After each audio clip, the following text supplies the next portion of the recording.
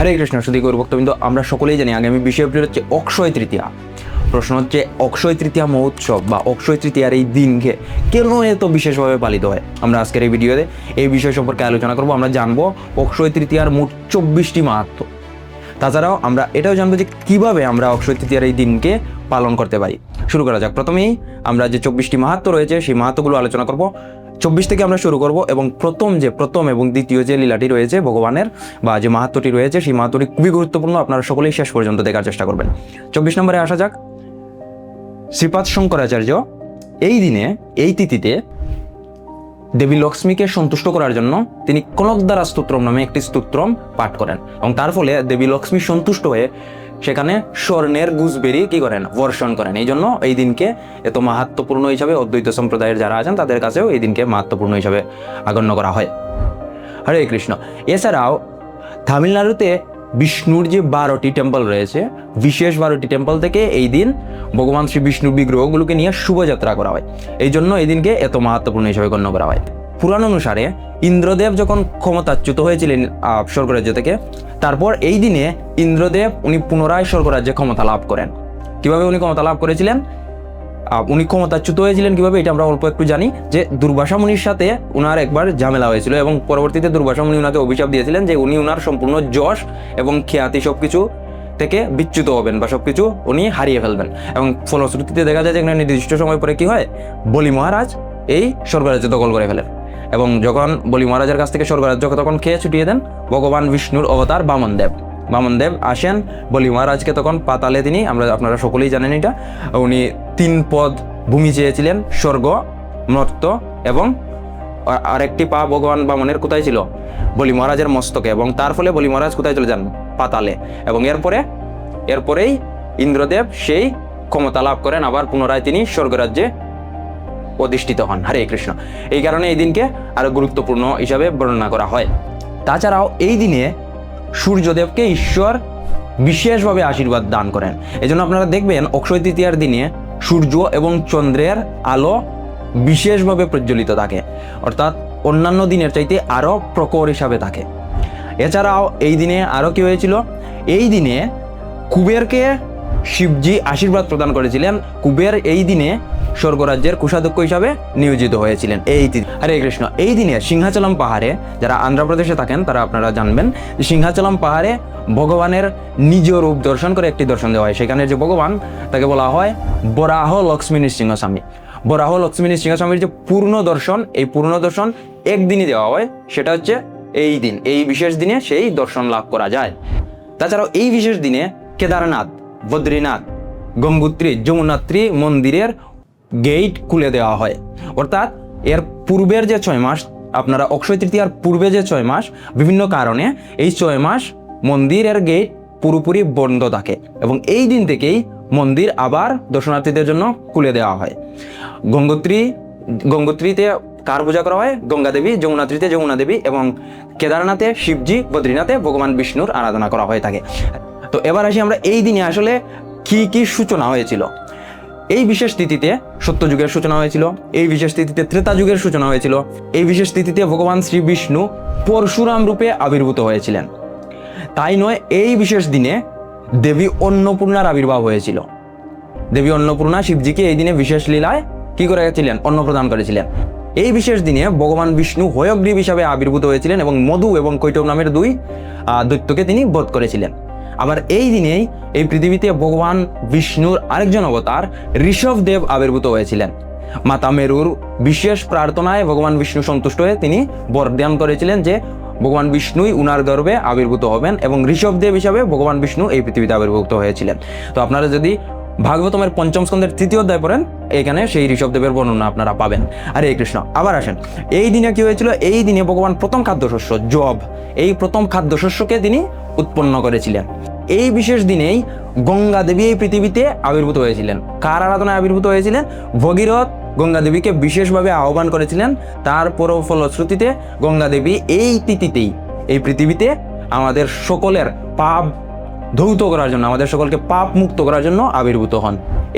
এর পরবর্তীতে এই দিনে মহাভারতের সূচনা, মহাভারতের যে লেখা শুরু হয়, গণেশজি ব্যাসদেবের সাথে বসে ব্যাসদেব বলতেছিলেন এবং গণেশজি কি সেগুলো সংকলন করতেছিলেন। এই বিশেষ দিনে সেই যাত্রা, মহাভারতের লেখার সেই যাত্রা শুরু হয়েছিল। তো যেহেতু মহাভারতের কথা আসছে, মহাভারতেরও বেশ কয়েকটি লীলা এই বিশেষ তিথিতে সম্পন্ন হয়েছিল। তার মধ্যে একটি হচ্ছে এই দিনে সূর্যদেবের কাছ থেকে দ্রৌপদী এবং পঞ্চপাণ্ডবেরা অক্ষয় পাত্র লাভ করেছিল। এই জন্য দেখবেন যে এই অক্ষয় তৃতীয়া, এই অক্ষয় পাত্র, যে অক্ষয় পাত্র ছিল, এই অক্ষয় পাত্র কোনো সময় খাবার শেষ হতো না যতক্ষণ পর্যন্ত না কি করতেন, দ্রৌপদী এই পাত্র থেকে খাবার না খাচ্ছেন। এই দিনে এই বিশেষ লীলা, এই দিনে এই বিশেষ আশীর্বাদ তারা লাভ করেছিলেন। তারপর কি হয়েছিল এই দিনে ভগবান শ্রীকৃষ্ণ দ্রৌপদী এবং পঞ্চপাণ্ডবকে দুর্বাসা মুনির অভিশাপের হাত থেকে বাঁচিয়েছিলেন। কিভাবে বাঁচিয়েছিলেন? একবার দুর্বাসা মুনি ওনার যে সমস্ত শিষ্য, উনি ওনার সমস্ত শিষ্যকে নিয়ে কোথায় আসছিলেন যেইখানে দ্রৌপদী এবং পঞ্চপাণ্ডবেরা বনবাসী ছিলেন সেই জায়গায়। তো সেই মুনিদেরকে ওনারা প্রসাদের জন্য বসাইছেন, কিন্তু পাত্রে কোনো কিছু নাই, কারণ দ্রৌপদী অলরেডি এখান থেকে খাবার খেয়েছিলেন। ভগবান শ্রীকৃষ্ণ এখানে এসে একটি দানা মাত্র রয়েছিল সেই অক্ষয় পাত্রের মধ্যে, সেই একটি দানা এখান থেকে তুলে কি করেন, উনি গ্রহণ করেন, যার ফলশ্রুতিতে দেখা যায় দুর্বাসা মুনি সহ সকলের উদর তৃপ্ত হয়ে যায় এবং তারা সকলেই সেখান থেকে যখন বুঝতে পারেন যে ভগবান কৃষ্ণ এখানে আছেন, সেখান থেকে কি করেন, চলে যান। তো এই কারণে এই দিন আরও বিশেষভাবে মহিমান্বিত। তাছাড়া এই দিনে আরও কি হয়েছিল, এই দিনেই দ্রৌপদীর বস্ত্রহরণ হয়েছিল এবং ভগবান শ্রীকৃষ্ণ তখন কি করেছিলেন, দ্রৌপদীকে ওঢেল বস্ত্র দিয়ে উনার মান সম্মান রক্ষা করেছিলেন এবং দ্রৌপদীকে সেই বস্ত্রহরণের যে লাঞ্ছনা ছিল সেই লাঞ্ছনা থেকে রক্ষা করেছিলেন। এই বিশেষ দিনে ভগবান শ্রীকৃষ্ণ উনার একজন প্রিয় মিত্র, এই প্রিয় মিত্রের সাথে কি করেছিলেন, সাক্ষাৎ করেছিলেন, বা ওই প্রিয় মিত্র সাক্ষাৎ করতে কোথায় গিয়েছিলেন, দ্বারকায় গিয়েছিলেন ভগবানের সাথে। কে সেই প্রিয় মিত্র, আপনারা কমেন্ট বক্সে লিখতে পারেন। সেই প্রিয় মিত্র হচ্ছেন সুদামা। সেই সুদামার সাথে এই বিশেষ তিথিতে ভগবান সাক্ষাৎ লাভ করেছিলেন এবং সুদামার সম্পূর্ণ দরিদ্র তিনি গুছিয়ে দিয়েছিলেন এই বিশেষ তিথিতে। হরে কৃষ্ণ। এই জন্য এই তিথি আরও মাহাত্ম্যপূর্ণ। এই অক্ষয় তৃতীয়া থেকে প্রতি বছর জগন্নাথ দেবের রথযাত্রার যে রথের নির্মাণ, সেই নির্মাণ কার্য এই বিশেষ তিথি থেকে শুরু করা হয়ে থাকে। হরে কৃষ্ণ। এবার আমাদের লাস্ট 3টি লীলা রয়েছে। 3 নম্বর লীলাতে আমরা আসি।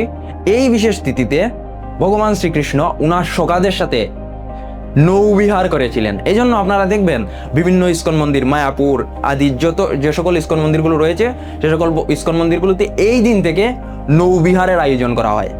আমাদের লাস্ট 2টি মাহাত্ম্য রয়েছে। 2 নম্বর মাহাত্ম্য হচ্ছে এই দিনে জগন্নাথ দেব রাজা ইন্দ্রদ্যুম্নকে স্বপ্নাদেশ করেছিলেন যে যেহেতু গ্রীষ্মকাল এসেছে, আমার সম্পূর্ণ গাত্রে তুমি কি করো, চন্দন লেপন করো। এই জন্য এই দিন থেকে চন্দন যাত্রার সূচনা হয়। হরে কৃষ্ণ। চন্দন যাত্রার সূচনা এই দিন, পরবর্তী সময় থেকে 21 দিন পর্যন্ত এই চন্দন যাত্রার কন্টিনিউ থাকে এবং এই 21 দিন জগন্নাথকে চন্দন লেপন করা হয়। এবং লাস্ট যে লীলা অর্থাৎ 1 নম্বর, সেটি হচ্ছে খুবই গুরুত্বপূর্ণ। এই দিনে ভগবান উনার একজন বিশেষ ভক্তের জন্য কি করেছিলেন, চুরি করেছিলেন। আপনারা বলতে পারবেন কে? যারা বলতে পারবেন ভিডিও পোস্ট করে নিচে কমেন্ট করে জানাবেন। এই দিনে ভগবান মাধবেন্দ্রপুরীর জন্য রেমুনাতে ক্ষীর চুরি করেছিলেন। এই জন্য আপনারা এই বিখ্যাত বাক্যটি শুনে থাকবেন। বাক্যটি হচ্ছে মাধবেন্দ্রপুরী মাধবেন্দ্রপুরী, তোমার জন্য গোপীনাথ ক্ষীর করলা চুরি। তো এই দিনে সেই ক্ষীর চুরির যে লীলাটি রয়েছে, ভগবান এই লীলাটি সম্পন্ন করেন। মাধবেন্দ্রপুরী কি করেছিলেন, এই চন্দন যাত্রার জন্য বা উনার যে গোপালজি রয়েছে, যিনি গোবর্ধন পর্বতের পাশে, উনি গোপালজিকে পেয়েছিলেন, স্বপ্নে আদেশ দিয়েছিলেন। তখন তিনি কি করেছিলেন, গোপালজিকে আনার জন্য যে গ্রামবাসী রয়েছে, সেই গ্রামবাসীকে নিয়ে গোপালকে সেখান থেকে উদ্ধার করেছিলেন। মাটির নিচে গোপাল চাপা পড়ে গিয়েছিলেন। তো সেই গোপাল অনেকদিন মাটির নিচে থাকার কারণে তিনি স্বপ্নাদেশ করেন আবার যে দেখো, আমি অনেকদিন সেখানে ছিলাম, তার কারণে আমার সম্পূর্ণ শরীর কি খুবই উত্তপ্ত, তুমি আমার জন্য চন্দনের ব্যবস্থা করো। সেই চন্দন আনতে যখন মাধবেন্দ্রপুরী যান, তখন তিনি রেমুনায় একদিন থাকেন এবং রেমুনাতে যখন উনি অবস্থান করেন, তখন তিনি মনে মনে অভিলাষ করেন যে আমি গোপীনাথের যদি একটু ক্ষীর প্রসাদ পেতাম। তো পরবর্তীতে দেখা যায় গোপীনাথ কি করেন, এই ক্ষীর চুরি করে রেখে দেন এবং রাত্রে পূজারীকে দেখান যে আমার একজন ভক্ত মাধবেন্দ্রপুরী, তুমি তাকে এই ক্ষীর প্রসাদটুকু দাও। তখন পূজারী যখন উঠে দেখে যে ভগবানের পায়ের কাছে কি ক্ষীর চুরি করে রাখা উনি কাপড়ের বাঁশ দিয়ে ভগবান রেখে দিয়েছেন। তো তারপরে যে পূজারী রয়েছেন, সেই পূজারী কি করেন? পূজারী মাধবেন্দ্রপুরীকে খুঁজতে শুরু করেন এবং তিনি বলেন যে মাধবেন্দ্রপুরী তোমার জন্য গোপীনাথ ক্ষীর করলা চুরি। সো এই যে বিশেষ লীলা ভগবান এই দিনে সম্পন্ন করেন। হরে কৃষ্ণ। সো এই জন্য এই দিনকে এত গুরুত্বপূর্ণ হিসাবে বর্ণনা করা হয়। আমরা টোটাল 24টির মতো মাহাত্ম্য বললাম। এবার আমরা জেনে নিই যে এই দিনে আসলে আমাদের কি করা উচিত বা কি করা যেতে পারে এই দিনে। প্রথমেই আসি, এই দিনকে যেহেতু অক্ষয় তৃতীয়া বলা হয়, এই জন্য আপনি যে কোনো ধরনের যদি ভগবত কার্য এই দিনে সম্পন্ন করেন তা অক্ষয় হয়ে থাকবে। আমরা এই দিনে প্রথমেই প্রাতঃ স্নান করা উচিত। ভোর 5টার ভেতরে আমাদের স্নান করা উচিত, বা যদি সম্ভব না হয় 5টার ভেতরে 6টার ভিতরে মাস্ট আমাদের এই দিন কি করা উচিত? নিদ্রা ত্যাগ করে স্নান করা উচিত। 2 নাম্বার, এই দিনে বিভিন্ন প্রকারে আপনি ব্রাহ্মণ এবং বৈষ্ণবদেরকে সেবা দিতে পারেন। ব্রাহ্মণ এবং বৈষ্ণবদের সেবার বিশেষ মাহাত্ম্য রয়েছে এই দিনে। 3 নম্বরে আসি, এই দিনে আপনারা বিবাহ কার্য যদি সম্পন্ন করেন, কারো যদি বিবাহ থাকে এই দিনে বিবাহ কার্য সম্পন্ন করা যেতে পারে। 4 নম্বর, এই দিনে শ্রাদ্ধ কার্য সম্পন্ন করা যেতে পারে। 5 নম্বর, এই দিনে আপনারা চাইলে গৃহপ্রবেশের অনুষ্ঠান করতে পারেন। যাদের গৃহপ্রবেশ করবেন এই বিশেষ দিনে সেই গৃহপ্রবেশ অনুষ্ঠান করা অত্যন্ত মাহাত্ম্যপূর্ণ বা অত্যন্ত সুফলদায়ক হিসাবে গণ্য করা হয়। তারপর 6 নাম্বার, এই দিনে আপনারা দরিদ্রদের মধ্যে মহাপ্রসাদ বিতরণ করতে পারেন। 7 নাম্বার, এই দিনে তুলসী দেবীর সেবা করার বিশেষ মাহাত্ম্য রয়েছে। যেহেতু এই বৈশাখ মাসে তুলসী জলদানের মাস এবং পুরো মাস জুড়ে তুলসী মহারানীকে জলদান করা হয়। তো এই বিশেষ দিনে আপনারা তুলসী জলদান করতে পারেন, তুলসী মহারানী প্রদক্ষিণ করতে পারেন, তুলসী মহারানীকে পুষ্প নিবেদন করতে পারেন, ভগবানকে পুষ্প নিবেদন করতে পারেন। তারপর আরও আপনারা যেটা করতে পারেন, এই দিনে অতিরিক্ত মালা হরিনাম জপ করতে পারেন। এই দিনে বিভিন্ন শাস্ত্রাদির অধ্যয়ন করতে পারেন। তো এই কার্যগুলোই মেইনলি আমরা এই দিনে করলে আমাদের জন্য কি সুফলদায়ক এবং আমরা এই ফুল বেনিফিটটা এই দিনে আমরা লাভ করতে পারি। হরে কৃষ্ণ। আপনাদের সকলকে আবারও ধন্যবাদ ভিডিওটি সম্পূর্ণ দেখার জন্য।